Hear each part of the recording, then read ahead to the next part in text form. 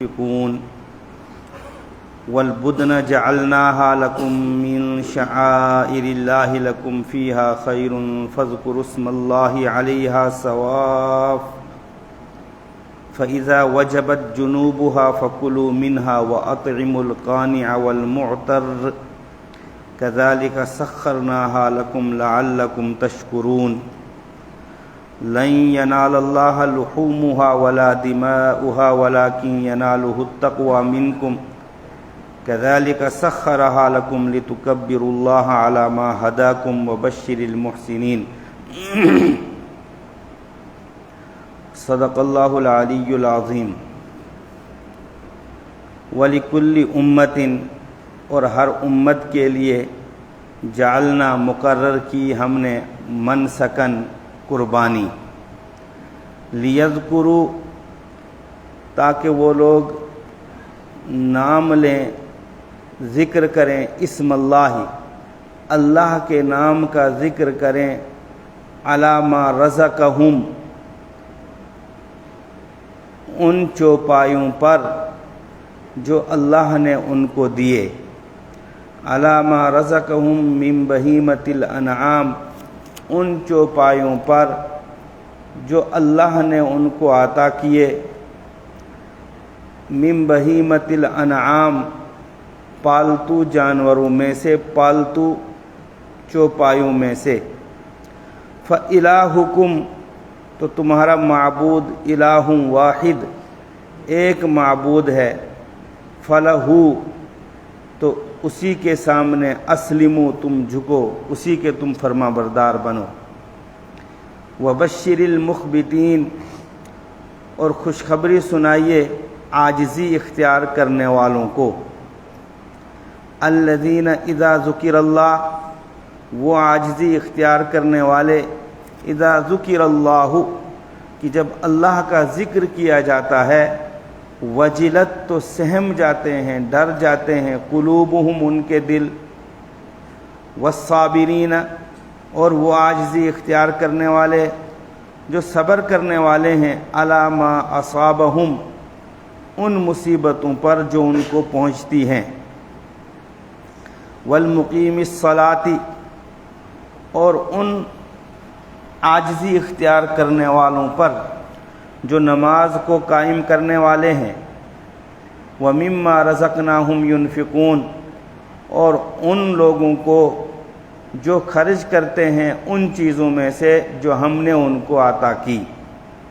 والبدن اور قربانی کا جانور جعلناها ہم نے بنایا اس کو لکم تمہارے لیے من شعائر اللہ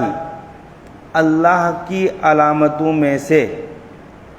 لکم فیہا خیر تمہارے لیے ان جانوروں میں بھلائیاں ہیں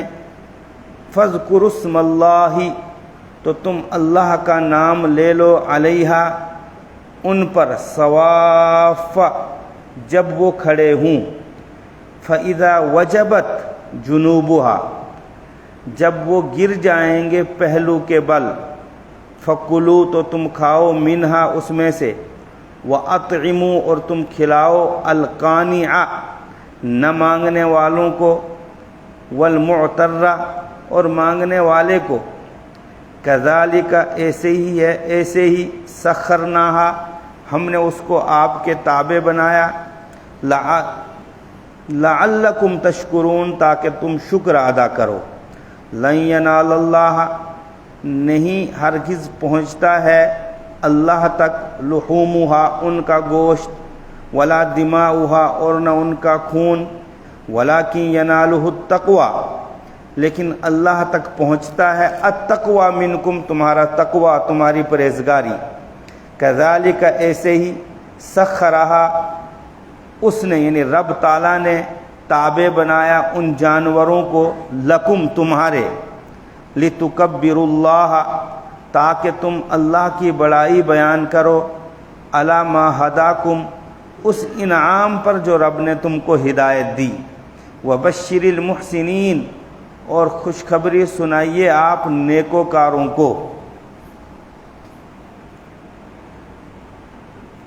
سورہ حج کی آیت نمبر 34 سے آیت نمبر 37 تک تلاوت کی گئی. یہاں سے لے کر آخر سورت تک رب تعالیٰ ترتیب کے ساتھ 6 چیزوں کو بیان فرما رہے ہیں، 6 باتوں کو. جتنی آیتوں کی آج تلاوت کی گئی اس میں ایک خاص بات کو بیان فرمایا ہے. مسلمانوں کا ایک اہم شعار، ایک اہم بڑا عمل جس سے دین کی پہچان سامنے آتی ہے، اسلام کو پہچانا جاتا ہے، وہ ہے قربانی. سال میں ایک مرتبہ خاص دنوں میں خاص شرائط کے ساتھ اللہ رب العزت کی محبت میں، اللہ رب العزت کی رضا کے لیے جانوروں کو ذبح کیا جاتا ہے، قربان کیا جاتا ہے. اس چیز کا نام ہے قربانی. تو یہ ایک اہم عمل ہے اور اس سے رب کا ذکر بلند ہوتا ہے اور رب کی فرما برداری سامنے آتی ہے. تو جو دشمن خدا ہوں گے، دشمن رسول ہوں گے، تو یہ چیز یعنی قربانی ان کے دل میں کھٹکتی ہے. چنانچہ دور نبوت سے لے کر آج تک اور رہتی دنیا تک کچھ کوتا نظر اور کچھ کم فہم لوگ اس پر اعتراض کر چکے ہیں، کر رہے ہیں اور کرتے رہیں گے. رب تعالیٰ عالم الغیب ہے، وہ چھپی باتوں کو جانتا ہے، ظاہر باتوں کو جانتا ہے، اور اس قرآن کریم میں یہ سکت ہے، یہ طاقت ہے کہ یہ قدیم اعتراض کا بھی جواب دے سکتا ہے اور جدید اعتراض کا بھی جواب دے سکتا ہے. یعنی یہ چیلنج کو قبول کر سکتا ہے اور ہر دور کے چیلنج کو. آج کی ان آیتوں میں اللہ رب العزت نے ان کوتا نظر لوگوں کو جواب دیا جس کا خلاصہ یہ ہے قربانی کا فائدہ اللہ رب العزت کو کچھ نہیں ہے. اس کا جو فائدہ ہے وہ انسانوں کو ہے، اور اگر کوئی نہیں کرتا ہے تو رب کی ربوبیت میں کمی نہیں آئے گی. انسان قربانی کر کے اپنے آپ کو اللہ کے نزدیک کرنا چاہتا تھا، اللہ کا مقرب بنانا چاہتا تھا. اب اگر تم قربانی کرو گے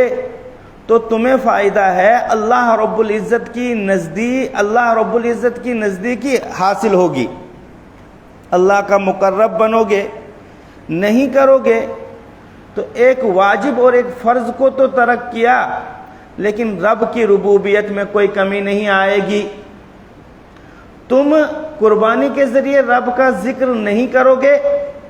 تو انسانوں اور جنوں کے علاوہ اربوں خربوں مخلوق ہے جو رب تعالیٰ کا ذکر کرتی ہے اور ہر آن کرتی ہے، ہر وقت کرتی ہے، ہر لمحہ کرتی ہے. انسان تھکتا ہے، جنات تھکتے ہیں، وہ جو درند ہیں، جو پرند ہیں، جو دیگر مخلوقات ہیں،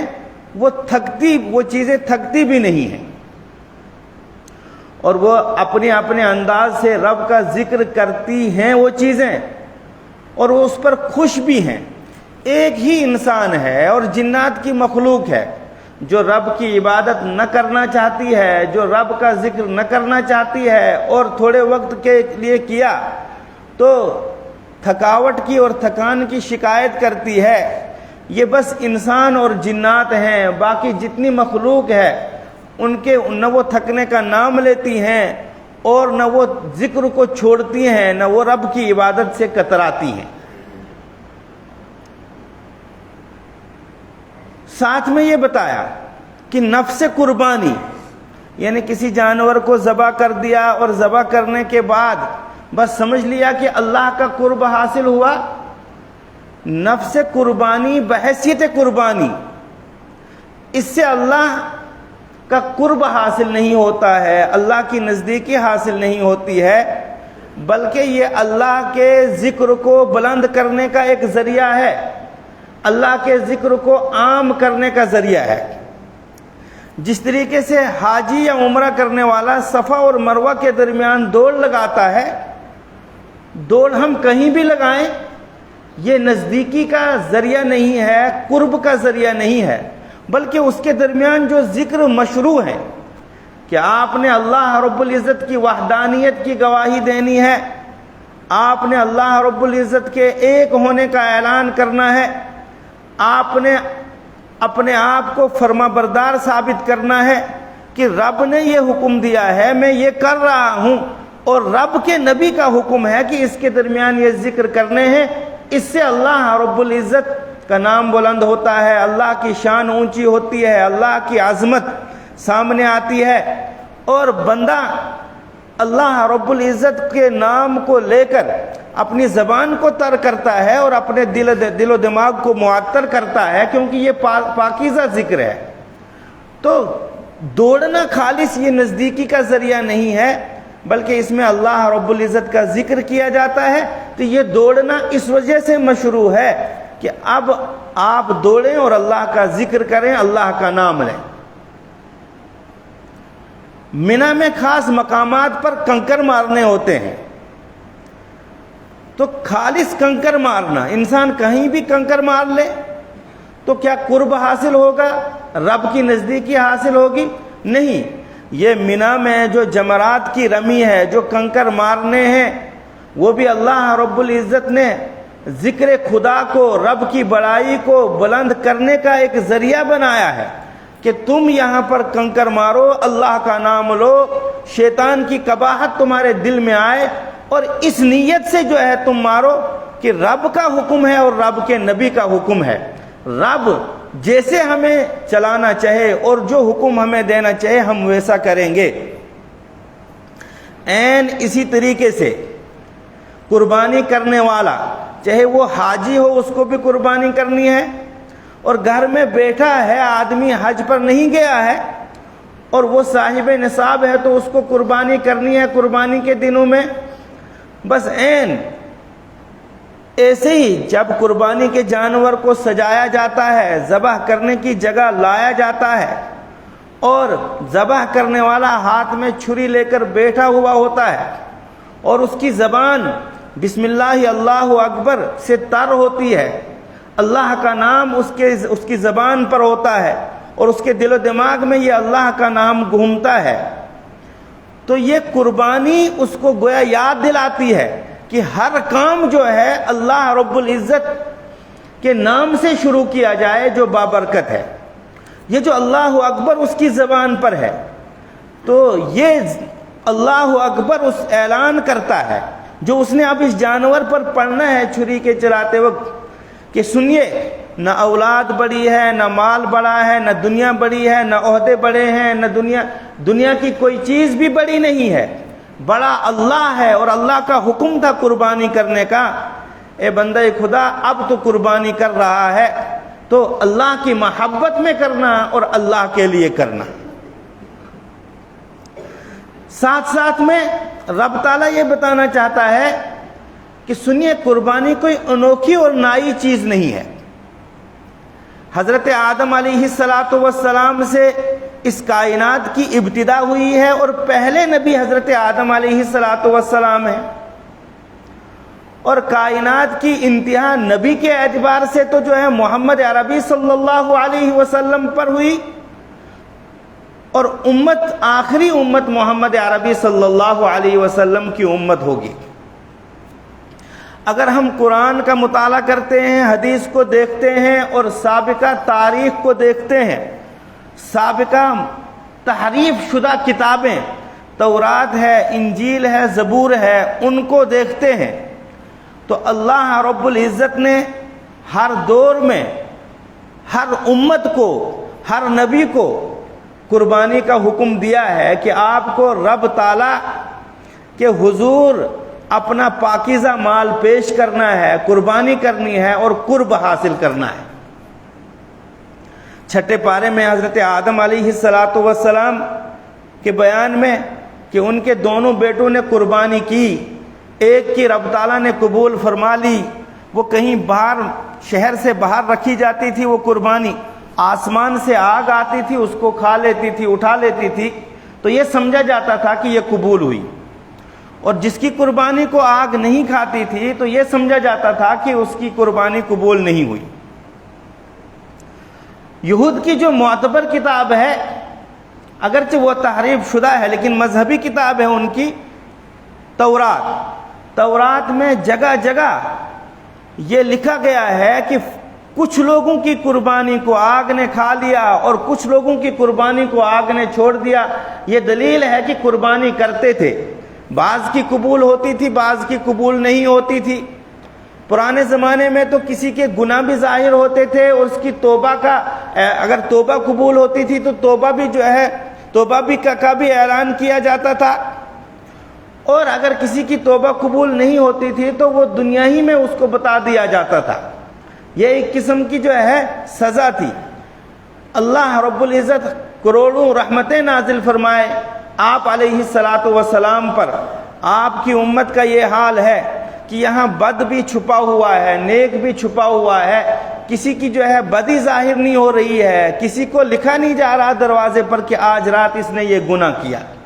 یہ رحمت عالم صلی اللہ علیہ وسلم کی دعاؤں کا صدقہ ہے، ورنہ آج بھی نیک اور بد موجود ہیں۔ اسی طریقے سے حضرت ابراہیم علیہ السلام کو قربانی کا حکم دیا گیا، اور یہ تو اپنی بات ہے، جو برادران وطن ہیں، اپنے غیر مسلم بھائی، وہ بھی بینٹ چڑھاتے ہیں، وہ بھی بلی دیتے ہیں، دیوتاؤں کے نام کی بلی، اور خود قریشی قربانی کرتے تھے۔ ان کے ہاں یہ نظریہ تھا کہ جو اللہ کے لیے قربانی ہے اس کو خانہ کعبہ کے سامنے لا کر رکھو، اور جب ذبح کرو تو ذبح کرنے کے بعد اس کا خون خانہ کعبہ کو مل لو۔ ان کا نظریہ تھا جب خانہ کعبہ کو ہم خون لگا لیں گے، اس خون کی خوشبو اور اس گوشت کی خوشبو رب سونگے گا نعوذ باللہ، اور اس طریقے سے اس کو سکون محسوس ہوگا، سکون پہنچے گا تو ہماری قربانی قبول۔ اور کہتے تھے کہ جو دیوتاؤں، بتوں اور مجسموں کے نام کی قربانی ہے، قربانی کر کے ان کا خون بھی ان بتوں کو مل لو اور گوشت ان کے سامنے رکھو، وہ بت اس گوشت کو سونگیں گے، خون کی خوشبو کو سونگیں گے، تو اس سے ان کو سکون حاصل ہوگا اور ہماری قربانی قبول ہوگی اور ہمارے کام بن جائیں گے۔ یہ باتیں عرض کرنے کا یہ مقصد ہے، حضرت آدم کی شریعت میں بھی علیہ الصلاۃ والسلام قربانی ہے، تمام انبیاء، حضرت موسیٰ کے ہاں قربانی ہے، یہودیوں کے ہاں، حضرت عیسیٰ اور ان کی شریعت میں قربانی ہے، حضرت ابراہیم علیہ الصلاۃ والسلام اور ان کی شریعت میں قربانی ہے، اور خود قریشی قربانی کیا کرتے تھے۔ اور آج جتنی بھی قومیں ہیں مسلمانوں کے علاوہ، وہ تقرب حاصل کرنے کے لیے قربانی کرتی ہیں اور اپنے اپنے معبود کی نزدیکی کو حاصل کر رہے ہیں۔ تو جب میرے اور آپ کے آقا محمد عربی صلی اللہ علیہ وسلم کو حکم دیا گیا کہ اسوائے ابراہیمی کو اپناؤ، اسی کے مطابق تم قربانی کرو، تو پھر اہل ایمان پر اعتراض کیوں؟ اہل ایمان کو برا بھلا کیوں کہا جاتا ہے کہ جانوروں کو ناحق جو ذبح کیا جاتا ہے یہ ظلم ہے، یہ زیادتی ہے؟ اعتراض کرنے والوں سے اگر آپ پوچھیں گے، جو یہودی ہیں یا جو نصرانی ہیں، جو صابی ہیں، یہ تو اللہ کو مانتے ہیں، برادران وطن بھی اللہ کو مانتے ہیں، لیکن اللہ کے ساتھ ہزاروں خداؤں کو مانتے ہیں۔ ایک ہی قوم ہے جو دہریہ، وہ اللہ کو نہیں مانتے ہیں، اور وہ بہت قلیل اور کم ہیں، تھوڑے ہیں۔ تو جتنے بھی اللہ کو ماننے والے ہیں، حقیقی مالک وہ اللہ کو مانتے ہیں۔ تو ان جانوروں کا حقیقی مالک کون ہے؟ اللہ رب العزت۔ تم اپنے گھر کے، اپنی زمین کے، اپنے مال کے مالک ہو، جیسا تمہارا جی چاہتا ہے ویسا اس میں تصرف کرتے ہو، جہاں مال چاہتے ہو استعمال کرتے ہو، جس طریقے کی تعمیر چاہتے ہو کرنا چاہتے ہو کرتے ہو، جس طریقے کی فصل بونا چاہتے ہو اپنی کھیتی میں بوتے ہو، تاجر ہو تو جس چیز کی تجارت کرنا چاہتے ہو کر لیتے ہو، کوئی روک ٹوک نہیں۔ تمہیں عارضی ملکیت ہے اپنی دکان کی، عارضی ملکیت ہے اپنی زمین کی، عارضی ملکیت ہے اپنے مال کی، عارضی ملکیت ہے اپنے اہل و عیال کی نگرانی کی، اس میں تم مختار کل بن کر بیٹھے ہو اور جو چاہتے ہو کرتے ہو۔ تم ہی تو مانتے ہو اس زمین کا مالک اللہ، اس آسمان کا مالک اللہ، اس زمین میں جانی ہوئی اور جو معلوم ہے مخلوق ان کا مالک اللہ، جو نظر سے اوجل ہے مخلوق ان کا مالک اللہ، تو ان جانوروں کا بھی حقیقی مالک اللہ ہے۔ اللہ نے حکم دیا اور اللہ کو حق ہے جیسا وہ چاہے تصرف کرائے ان جانوروں میں۔ انہوں نے اپنے نبیوں کے توسط سے اور اپنی کتابوں کے توسط سے انسانوں کو حکم دیا کہ مخصوص دنوں میں ان کو ذبح کرنا ہے، یہ اللہ کا حکم ہے، اللہ مالک ہے، مالک اجازت دے رہا ہے۔ اب بندوں کو، اب خادموں کو اور نوکروں کو چوں چرا کرنے کی ضرورت نہیں ہے اور اجازت نہیں ہے، اور پھر اس وجہ سے بھی اجازت نہیں ہے تم یہ کام خود کرتے ہو۔ جب تمہارا یہ کام برا نہیں ہے تو اہل ایمان کا کام کس معنی کر اور کیوں برا ہوگا؟ کہتے ہیں یہ برا نہیں ہے کیونکہ یہ ہر شریعت میں رہا ہے، بس یہ الگ بات ہے کچھ قربانی کس چیز کی دی جائے،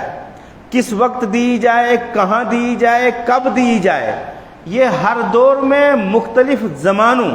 مختلف قوموں اور مختلف مذہبوں کی بنا پر مختلف اوقات میں جو ہے قربانی کرنے کا حکم دیا، مختلف جگہوں میں قربانی کرنے کا حکم دیا اور مختلف جانوروں کو قربانی کرنے کا حکم دیا۔ حضرت آدم علیہ الصلوۃ حضرت ابراہیم علیہ الصلوۃ والسلام کی قربانی ہمارے لیے اسوہ اور نمونہ ہے۔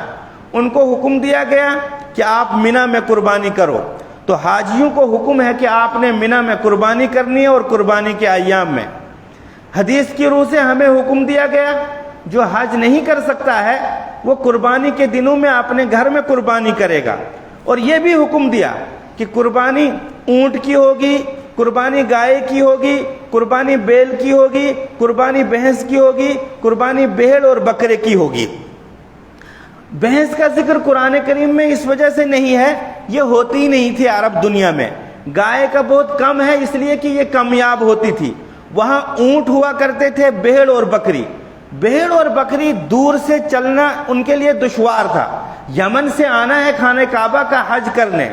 بھیڑ اور بکری کو لانا بہت مشکل ہے۔ اس وجہ سے قرآن کریم میں زیادہ اونٹ کا ذکر کیا جاتا ہے، کیونکہ اس کو لایا جاتا تھا، اس پر بدرجہ مجبوری سواری بھی کی جاتی تھی، اور اس کے ضیاع کا اور تھکنے کا اور ضائع ہونے کا خوف نہیں تھا، ہلاک ہونے کا خوف نہیں تھا۔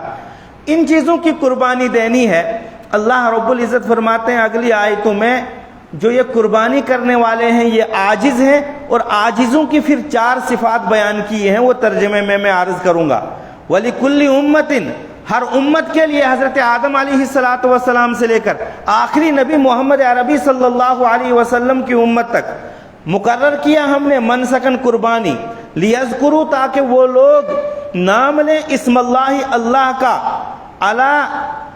ذکر کریں اللہ کا کے نام کا، علی ما، ان چیزوں پر، رزقہم، اللہ نے جو ان کو عطا کی، من بہیمۃ الانعام، پالتو جانوروں میں سے چوپائے۔ صرف پالتو جانوروں کی قربانی ہوگی، جنگلی جانوروں کی قربانی نہیں ہوگی۔ فَإِلَٰهُكُمْ إِلَٰهٌ وَاحِدٌ، کرنی کیوں ہے؟ یہ رب کا حکم ہے اور تمہارا معبود ایک ہی معبود ہے، اور قربانی کی جاتی ہے اس لیے کہ تم اللہ کی مانتے ہو۔ فَلَهُ، تو اسی کے سامنے اسلموا، تم جھک جاؤ۔ وَبَشِّرِ الْمُخْبِتِينَ، حبیب صلی اللہ علیہ وسلم آپ خوشخبری سنائیے عاجز لوگوں کو۔ کون ہیں عاجز؟ ان کی صفات، الذین اذا ذکر اللہ وجلت قلوبہم،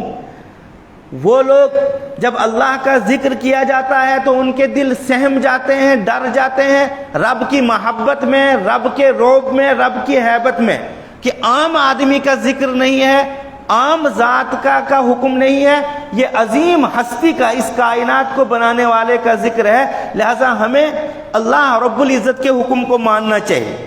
دوسری صفت والصابرین علی ما اصابہم، یہ عاجز وہ ہیں جو صبر کرتے ہیں ان مصائب پر جو ان کو پہنچتی ہیں، جزا فضا نہیں کرتے ہیں،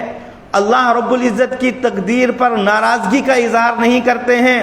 بلکہ صبر کے ساتھ مصائب کو، آلام کو، دکھ اور درد کو برداشت کرتے ہیں، یہ یقین رکھتے ہوئے کہ ہمیں ثواب ملنا ہے اگر ہم نے صبر کیا۔ والمقیم الصلاۃ، تیسری صفت یہ ہے کہ وہ نماز کو قائم کرنے والے ہیں، یعنی نماز کی پابندی کرنے والے ہیں، نماز پڑھنے والے ہیں، کیونکہ عبادات میں اہم ستون، دین میں اہم ستون نماز ہے۔ نماز پڑھتا ہے تو اس کا مطلب باقی عبادتیں کرتا ہے، باقی عبادتیں معتبر۔ اگر نماز نہیں پڑھتا تو اس کا مطلب اس کے عبادت میں کمی اور کوتاہی ہے، بدرجہ اولا وہ دوسری عبادتوں میں کوتاہی کرتا ہوگا۔ وَمِمَّا رَزَقْنَاهُمْ يُنْفِقُونَ، چوتھی صفت کہ اور اس میں سے جو ہم نے ان کو عطا کیا، ینفقون خرچ کرتے ہیں، زکوٰۃ بھی دیتے ہیں، صدقات بھی دیتے ہیں، خیرات بھی دیتے ہیں، اور ضرورت پڑنے پر اللہ کے راستے میں خرچ کرتے ہیں۔ والبدن جعلناہا، اور بدنا مراد ہے اونٹ کو ہم نے بنایا تمہارے لیے، من شعائر اللہ، اللہ کی بڑی علامتوں میں سے۔ کیوں؟ جب عرب والے حج کرنے جاتے تھے اور اونٹ کے گردن میں پٹا ڈال دیتے تھے، یہ اعلان تھا کہ جو ہے یہ اونٹ خانہ کعبہ کے پاس منی میں جا کر قربان ہوگا۔ تو اس طریقے سے لوگوں کو ترغیب ملتی تھی کہ اللہ رب العزت کا ایک فریضہ حج ہے، ہم سب کو کرنا چاہیے۔ لکم فیہا خیر، اس میں تمہارے لیے خیر ہے اور بلائی ہے، دنیا میں بھی بلائی اور آخرت میں بھی بلائی۔ فَاذْكُرُوا اسْمَ اللَّهِ، ذکر کرو اللہ کے نام کا، علیہ، اس پر، صواف، اس حال میں کہ وہ کھڑا ہو۔ صواف کہتے ہیں ایسے جانور کو کہ تین پیر اس کے کھلے ہوں، اگلا ایک پیر باندھ دیا جائے۔ عرب میں طریقہ کار تھا اونٹ کے ذبح کرنے کا، اگلا دائیں یا بایاں پیر باندھ دیا جاتا تھا، تین پیر کھلے رکھے جاتے تھے، گردن اور اگلی ٹانگ کے درمیان جو گڈھا ہے وہاں پر جو ہے زخم لگاتے تھے کھنجر سے، چھرے سے، اور خون بہنے لگتا تھا۔ یہ ذبح کا طریقہ تھا اونٹ کا، اور وہ آسانی کے ساتھ زمین پر گر جاتا تھا، گرنے کے بعد پھر اس کی کھال اتاری جاتی تھی اور اس کو استعمال کیا جاتا تھا۔ تو ثواف، تم اللہ کا نام لو، اللہ کے نام کا ذکر کرو ان جانوروں پر، حال یہ ہو کہ وہ کھڑے ہوں ایک پیر پر۔ فَإِذَا وَجَبَتْ جُنُوبُهَا، جب وہ پہلو کے بل گر جائیں، فَكُلُوا مِنْهَا، مشرکین عرب یہ کرتے تھے کہ جب اپنے بتوں کے نام کی یا خانہ کعبہ کے نام کی قربانی کرتے تھے، نہ خود کھاتے تھے نہ دوسروں کو کھانے دیتے تھے، کہتے تھے اس کو ہاتھ لگانا درست نہیں ہے۔ اور پرانی قوموں کے لیے تو حکم تھا ہی یہ کہ ان کی قربانی شہر سے باہر رکھی جائے اور آگ ان کو کھا لے۔ تو ہمیں حکم ہے فَكُلُوا مِنْهَا، تم خود بھی کھاؤ اس سے، وَأَطْعِمُوا الْقَانِعَ، اور ان لوگوں کو کھلاؤ جو قناعت کرنے والے ہیں۔ قناعت کرنے والے ہیں یعنی محتاج تو ہیں، ضرورت مند تو ہیں، لیکن اپنے گھروں میں بیٹھے ہیں، آپ کی قربانی کے پاس حاضر نہیں ہوئے ہیں، ہاتھ نہیں پھیلا رہے ہیں، مانگ نہیں رہے ہیں۔ والمعتر، اور تم کھلاؤ اس کو جو مانگنے والا ہے۔ معتر کہتے ہیں ایسے آدمی کو ضرورت مند ہے، گھر سے نکلا ہے، جہاں قربانی ہو رہی ہے وہاں پہنچا ہے، لیکن زبان سے سوال نہیں کر رہا ہے، کٹورا نہیں پھیلا رہا ہے کہ مجھے دیا جائے۔ اللہ رب العزت فرماتا ہے بندو تم دیکھو ان کے حالات کو، ان کے چہروں کو پڑھ کر، بسا اوقات اس کے چہرے سے نہیں لگتا ہے کہ یہ ضرورت مند ہے، محتاج ہے، آپ ان کو کھلاؤ۔ کذالک سخرناہا، ایسے ہی ہم نے ان جانوروں کو ہم نے تابع بنایا، لکم تمہارے، لعلکم تشکرون، تاکہ تم شکر ادا کرو، اس لیے کہ یہ جانور تمہارے بس میں آنے والے نہیں تھے۔ کچھ جانور تو انسان سے قوی ہیکل ہوتے ہی ہیں، لیکن اسی طریقے سے جو ہے وہ قد میں بھی اونچے ہوتے ہیں، وزن میں بھی اونچے ہوتے ہیں، 10 کوانٹل ہوتے ہیں، لیکن اس کے باوجود رب تعالیٰ نے اس 5-6 فٹ کے آدمی کو یہ قوت اور طاقت دی ہے کہ یہ اتنے موٹے تازے جانور پر چھری چلا کر اس کو ذبح کرتا ہے۔ یہ کس کی طاقت ہے؟ یہ اللہ رب العزت کی ہے۔ اس جانور کو کس نے تابع بنایا؟ تمہارے رب نے۔ تو رب کا شکر ادا کرنا چاہیے اس نعمت پر، اس احسان پر۔ اللہ رب العزت عمل کی توفیق عطا فرمائے۔ سبحان ربک رب العزت